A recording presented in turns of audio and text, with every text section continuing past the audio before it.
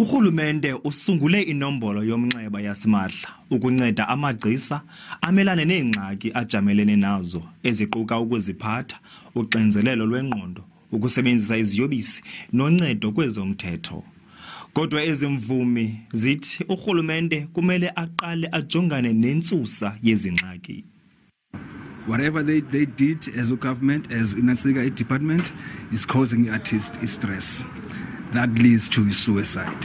So they should have checked ukuthi ikhozwa yintoni le suicide. Uhulumende uthi isilapha liphulo lokunceda abadlali beqonga bajongane neemeko ezibangqongileyo.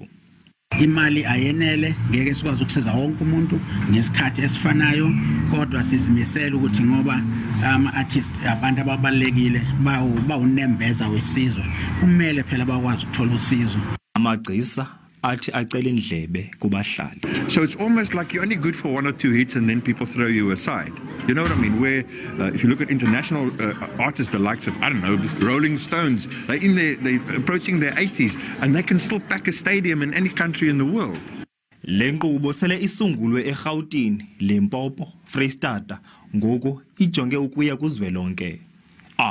Thule Joga, kwindaba ze SABC ndiseKapa.